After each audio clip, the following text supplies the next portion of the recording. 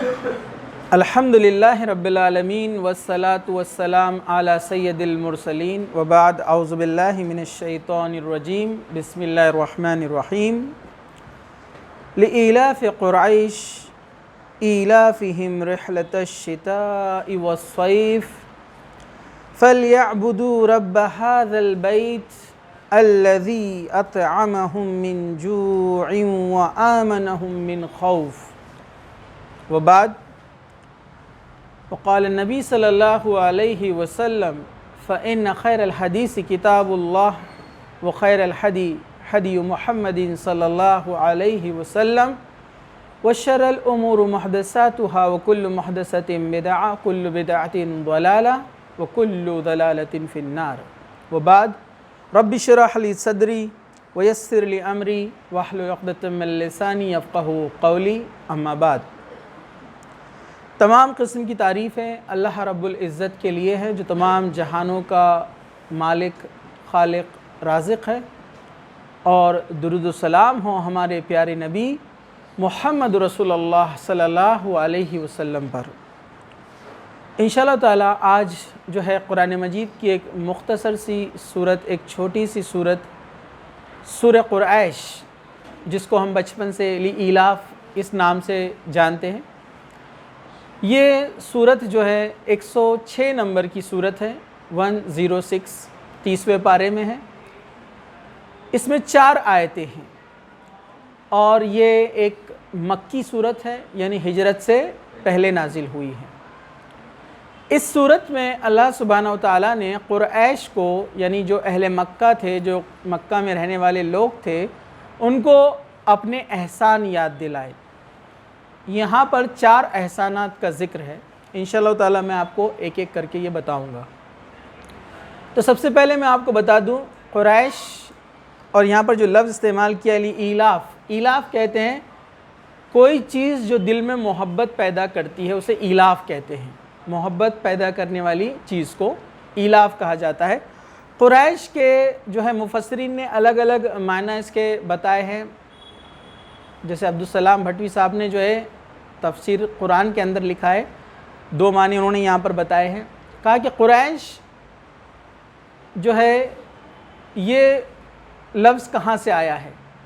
اللہ کے رسول صلی اللہ علیہ وسلم کے جو جد اعلیٰ ہے، یعنی اینسسٹرز، آپ کے اوپر اگر جائیں گے ہم پوروج کے اندر جس کو ہم کہتے ہیں، تو اس میں جو ہے قصی بن کلاب جو شخص تھے، انہوں نے دیکھا کہ قریش کے آس پاس جو قبیلے ہیں یہ الگ الگ بکھرے ہوئے ہیں، الگ الگ علاقوں میں رہتے ہیں۔ انہوں نے سب کو ایک جگہ جمع کیا، ایک کمیٹی بنائی، ایک باڈی بنائی۔ اس لیے اس جمع ہونے کو عربی میں وہ قریش کہتے تھے۔ ایک جگہ جو لوگ جمع ہوئے پورے قبیلے، اس پہ سے ان کا نام پڑا قریش۔ کسی نے لکھا ہے کہ قریش سمندر میں ایک مچھلی ہوتی ہیں جس کے بڑے تیز دانت ہوتے ہیں، اس پہ سے قریش نے اپنا نام قریش رکھا، کیونکہ یہ لوگوں کو بھی اپنی تلواروں پر اور اپنی بہادری پر بڑا ناز تھا۔ اس بنیاد پر یہ لوگوں نے اس مچھلی کی بہادری اور اس کے جو اپیرنس اور اس کا جس طرح سے اس کا رواب سمندر کے اندر دوسری مچھلیوں پر ہوتا ہے، اس بنیاد پر، اس بنا پر انہوں نے اپنا نام کیا رکھ لیا؟ قریش۔ یہ الگ الگ اس طرح سے اس کے معنی آتے ہیں۔ خیر، بہرحال بات یہ ہے کہ یہ پیغام یا یہ ڈسکشن ہو رہا ہے قریش کے بارے میں، جو مکہ کے اطراف قبیلے رہا کرتے تھے، جس میں اللہ کے رسول صلی اللہ علیہ وسلم بھی تھے۔ یہ صورت جو تھی، اس کا مقصد یہ تھا جو عرب ہے وہ ایک اللہ کی عبادت کرے۔ اس میں اللہ کا پیغام یہ تھا اس صورت میں، اور وہ اللہ کی عبادت کیوں کرے، اللہ سبحانہ وتعالیٰ اس کی وجہ بھی ان کو بتا رہا ہے، احسان یاد دلا رہا ہے کہ تم اپنے بارے میں ذرا سوچو۔ اس صورت میں ان کو سوچنے کی طرف اشارہ کیا گیا ہے۔ کیا کہا؟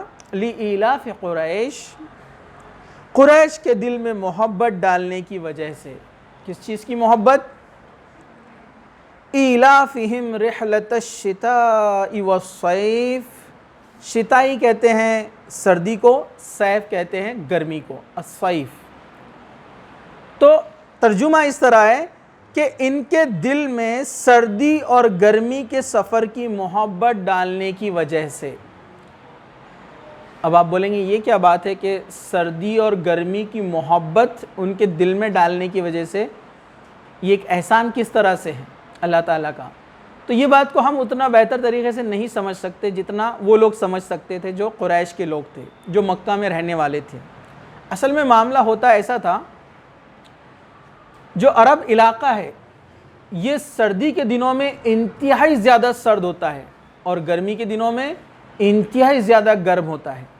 وہاں پر رہنا محال ہے، مشکل ہے، ڈیفیکلٹ ہے۔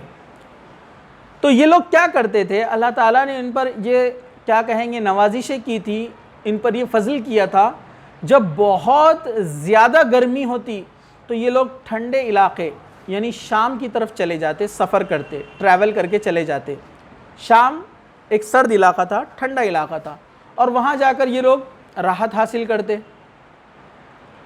اور جب بہت زیادہ سردی بڑھ جاتی جس میں رہنا مشکل تھا تو یہ لوگ کیا کرتے تھے، عرب سے ٹریول کر کے یہ یمن چلے جاتے تھے۔ شام ایک سرد علاقہ تھا تو یہ گرمی کے دنوں میں ٹھنڈ علاقے میں جا کر انجوائے کرتے، آرام سے رہتے، اور جب بہت زیادہ ٹھنڈ بڑھ جاتی تو یمن گرم علاقہ تھا، یمن میں جا کر یہ لوگ آرام سے رہتے۔ تو اس میں اللہ تعالیٰ کے بہت سارے احسانات ان کے اوپر یہاں پر بتائے گئے ہیں۔ سب سے پہلا، اس زمانے میں سفر کرنا یہ بہت ہی ڈیفیکلٹ اور مشکل کام تھا، نہایت ہی خطرناک، کیونکہ جب ایک قافلہ ایک شہر سے دوسرے شہر جاتا تو آپ سبھی کو پتہ ہے، آپ نے پڑھا ہے ہسٹری کے اندر، جو ہے چور ڈاکو جو ہوتے ہیں وہ قافلے لوٹ لیا کرتے تھے۔ بہت مشکل تھا کہ کوئی قافلہ بڑی آسانی سے سیفٹی اور سیکیورٹی کے ساتھ ایک ملک سے دوسرے ملک چلے جائے۔ جان کا خطرہ، عورتیں اور بچے غلام بن جانے کا ڈر، مال لٹ جانے کا ڈر، جان جانے کا ڈر، بہت ساری تکلیفیں ہوتی تھی۔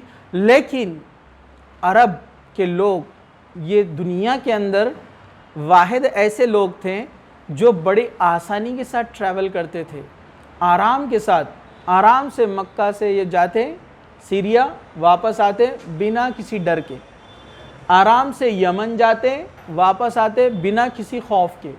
وجہ کیا تھی؟ وجہ یہ تھی یہ مکہ والے تھے، کیونکہ ہم جانتے ہیں ابراہیم علیہ السلام نے دعوت اسلام جب لوگوں کو پہنچائی دنیا کے کونے کونے میں، جہاں جہاں آپ گئے تو لوگ اس سے متاثر ہوئے، اسلام میں داخل ہوئے۔ تو جب حج کا موسم آتا، یعنی ابراہیم علیہ السلام کے بعد کی بات بھی یہ سلسلہ چلتا رہا، ہر سال حج کا موسم آتا، لوگ حج کے لیے پورے علاقوں سے وہاں پر جمع ہوتے۔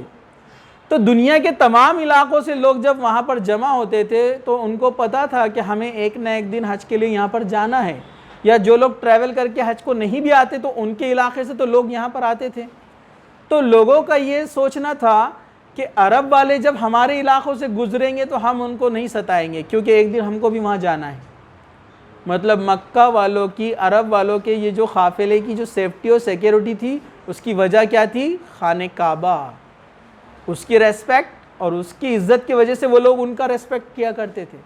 تو یہ اللہ کا ان پر احسان تھا کہ یہ عرب تھے، کعبہ والے تھے، مکہ میں رہنے والے لوگ تھے، اسی لیے ان کو کوئی ڈسٹرب نہیں کرتا تھا، آسانی سے ان کو آنے دیتے، آسانی سے جانے دیتے، کوئی قسم کا ڈر اور خوف نہیں ہوتا، اس لیے وہ آسانی سے ٹریول کرتے تھے۔ یہ احسان اللہ تعالیٰ نے ان کے اوپر کیا۔ دوسرا، اللہ تعالیٰ نے سردی اور گرمی کی محبت ان کے اندر ڈال دی، مطلب یہ کہ یہ بڑی آسانی سے ٹریول کرتے تھے، یہ اس کے عادی ہو گئے تھے، اس سفر کے دوران ان کو تکلیفیں بھی جھیلنا نہیں پڑتی تھی، یہ اللہ تعالیٰ کی طرف سے غائبانہ ان کے لیے مدد تھی، جس کے کیا فائدے ہوئے؟ یہ قوم ایسی قوم بنی جو ایک رف اینڈ ٹف اور مضبوط قوم تھی، ان کو سفر کی عادت تھی۔ سفر کی عادت ہونا ایک بہت بڑی بات ہے، آپ خود دیکھتے ہیں کہ اگر ہم کہیں ٹریولنگ کے لیے جاتے ہیں تو کیسے پورے تھک کر چور ہو جاتے ہیں، تھوڑے سے چھوٹے سے سفر پر ہم پریشان ہو جاتے ہیں۔ یہ لوگ بڑے بڑے سفر اونٹوں پہ اور گھوڑوں پر پیدل طے کرتے اور سال میں 2 مرتبہ ٹریول کرتے، ان کو عادت ہو چکی تھی۔ اس طرح دوسرے لوگوں سے ملاقات، ان سے انٹریکشن، ان سے تعلقات، امپورٹ ایکسپورٹ، تجارت، بزنس کا لین دین، اس سے ان کو اتنے فائدے پہنچ چکے تھے، اللہ تعالیٰ ان کو سارے احسان یاد دلا رہا ہے کہ دنیا اتنا آسانی سے سفر نہیں کر سکتی تھی، ٹریولنگ کوئی آسان چیز نہیں تھی، لیکن اللہ تعالیٰ نے تمہارے لیے کتنی آسانی رکھی کہ آرام سے جا رہے ہیں، گرمیوں میں شام، سردیوں میں یمن، پھر وہاں کے فروٹس وغیرہ پھل قسم کے اناج وغیرہ تمہارے پاس آ رہے ہیں جہاں کہ عرب میں کوئی کھیتی نہیں ہوا کرتی تھی. جیسے سورہ عنکبوت آیت نمبر 58 اور سورہ قصص کے اندر بھی آپ پڑھیں گے اللہ تعالیٰ نے اس کا ذکر کیا, قریش کو یاد دلایا کہ یاد کرو اللہ تعالیٰ نے تمہیں ایک امن والے شہر میں رکھا اور وہ چیزیں تم کو مہیا کی جو وہاں پر موجود نہیں ہوتی. تو یہاں پر یہ اللہ تعالیٰ کا احسان ان کے اوپر تھا کہ سردی اور گرمی کی محبت ان کے اندر ڈال دینا, مطلب اس سے مراد یہ احسانات ہے جو اللہ تعالیٰ نے یہاں پر ان کو یاد دلائے. فَلْيَعْبُدُوهُ رَبَّ هَذَا الْبَيْتِ. تو بس اب اس احسان کے بدلے کیا ہے, اللہ سبحانہ وتعالیٰ کیا کہہ رہا ہے ان کو, تو تم پھر تمہارے اوپر لازم ہے, ضروری ہے, مطلب دوسرے یہ بات جلد نہ سمجھتے ہو لیکن تم نے تو یہ بات سمجھنا چاہیے کہ اللہ نے جو تمہارے کو اس خانہ کعبہ کی وجہ سے جو عزت, جو ریسپیکٹ اور جو دبدبہ دیا ہے دنیا کے اوپر, تو تمہارے اوپر لازم ہے کہ تم اللہ تعالیٰ کی عبادت کرو, اس رب کی عبادت کرو. اور آگے فرمایا الذی اطعمہم من جوع وآمنہم من خوف, اور جس نے انہیں بھوک میں کھلایا اور خوف سے بچایا اور امن دیا. کہ اللہ تعالیٰ فرما رہا ہے کہ تم صرف اللہ کی عبادت کرو, یہ 360 بتوں کی عبادت چھوڑ دو, اس رب کی عبادت کرو جس کی بنا پر, جس کی وجہ سے یہ خانہ کعبہ میں تم کو عزت دی گئی ہے. اس لیے تمہیں چاہیے کہ تم صرف اللہ کی عبادت کرو جس نے تم کو بھوک میں کھانا دیا. ہم جانتے ہیں کہ عرب کی زمین ریگستانی زمین ہے, یہاں کسی قسم کے اناج نہیں اگتے ہیں, نہ پھل اگتے ہیں, نہ مغزیات اگتے ہیں, ساری چیزیں یہاں پر نہیں ہوتی ہے.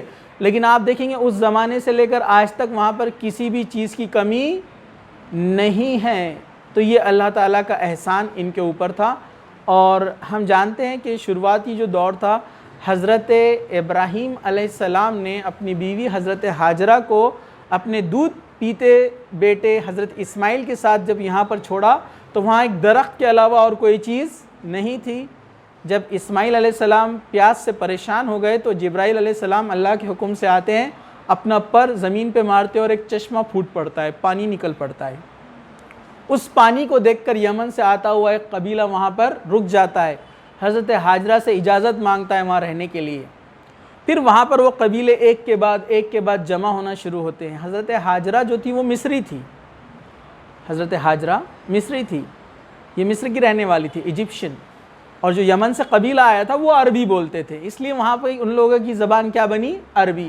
حضرت ہاجرہ حضرت اسماعیل نے بھی عربی زبان انہی سے سیکھی, ٹھیک ہے. پھر انہی کے قبیلے سے حضرت اسماعیل علیہ السلام کا جو ہے نکاح ہوا اور انہی سے پھر وہ نسلیں آگے بڑھی. تو یہ ان پر جتنے بھی احسان ہیں اللہ تعالیٰ کہہ رہا ہے کہ تم اس بارے میں سوچو کہ وہاں کچھ نہیں تھا, اللہ تعالیٰ نے وہاں پر گھر بنایا, تم کو سہولت دی, اس کے ذریعے سے ملک بھر میں اور اس کے اطراف تمہاری عزت اور دبدبہ رہا کہ تم آسانی سے سفر کر سکتے ہو, سردی کے گرمی کے مزے لے رہے ہو. اور اللہ تعالیٰ تمام قسم کے کھانے کی چیزیں وہاں پر تم کو مہیا کر رہا ہے جہاں پر کوئی چیز اگتی نہیں ہے. اور اللہ تعالیٰ نے تم کو امن دیا, جو سب سے اہم چیز ہے, سیفٹی اینڈ سیکیورٹی, کہ پوری دنیا میں قتل غارت گری ہے لیکن مکہ والے آرام سے رہ رہے ہیں اپنی دنیا کے اندر. تو اللہ تعالیٰ نے کہا کہ یہ احسانات یاد رکھو اور اس کے بدلے اب کیا کرنا ہے, تمہارے اوپر لازم ہے کہ صرف اللہ کی عبادت کی جائے. تو یہ مختصر تفسیر تھی سورہ قریش کی. اب اس میں ہمارے لیے پیغام کیا ہے, ہمارے لیے لیسن کیا ہے, سبق. قرآن مجید قیامت تک کے لیے ہدایت والی کتاب ہے, تو اللہ تعالیٰ نے اس میں ہمارے لیے بہت سارے لیسنس رکھے ہیں. اس میں یہ ہے کہ جب اللہ سبحانہ و تعالیٰ ہم کو اپنی نوازشوں سے نوازتا ہے, جیسے ہم دیکھ رہے ہیں آج کے ماحول میں, ہم دیکھ رہے ہیں ملک کے مختلف علاقوں میں لوگ کیسے پریشان ہیں اور ہم سکون سے رہ رہے ہیں, امن کے ساتھ, کھانے پینے کی ساری چیزیں ہمارے پاس موجود ہیں, لیکن ہم پھر بھی دیکھیے اللہ تعالیٰ کی نافرمانی کر رہے ہیں.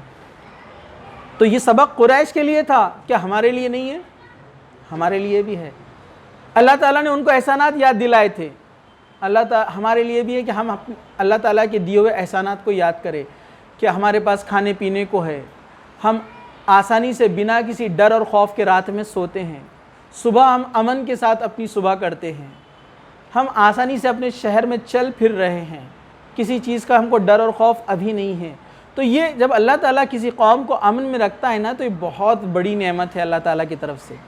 تو بس اس قوم کا یعنی ہمارا اب فرض یہ ہے کہ ہم اس کے ساتھ کسی کو شریک نہ کریں، صرف اس کی عبادت کریں، بدعتوں میں شامل نہ ہو، اس کی نافرمانیوں میں حصہ نہ لے۔ لیکن آپ دیکھیے ہم کو کیا ہو گیا ہے، اللہ تعالیٰ نے ہم کو امن میں رکھا ہے، کھانے پینے کی ساری چیزیں مہیا ہیں، لیکن آپ دیکھیے ہمارے گھروں میں کیا حال ہے، ٹی ویاں لگی ہوئی ہے، موبائل پہ ناچ گانے چل رہے ہیں۔ یہ کیا ہے؟ اللہ تعالیٰ نے اتنے احسانات کیے ہیں لیکن ہم اس کی نافرمانیاں کر رہے ہیں۔ نمازوں کا پتہ نہیں ہے، کبھی پڑھتے ہیں کبھی نہیں پڑھتے ہیں، جب دل بولا پڑھتے ہیں جب دل بولا نہیں پڑھتے ہیں، اس کی عبادت سے ہم دور ہیں۔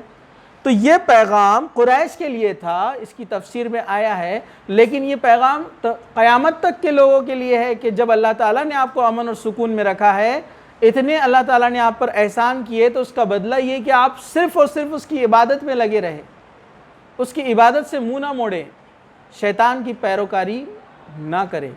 تو یہ ہمارے لیے اس میں لیسن ہے۔ اللہ سبحانہ و تعالیٰ سے دعا ہے کہ اللہ سبحانہ و تعالیٰ ہمیں کہنے سننے سے زیادہ عمل کی توفیق عطا فرمائے، جب تک زندہ رکھے، اسلام پر زندہ رکھے، خاتمہ ایمان پر ہو۔ وآخر دعوانا ان الحمدللہ رب العالمین، سبحان ربک رب العزت عما یصفون، وسلام علی المرسلین، والحمدللہ رب العالمین۔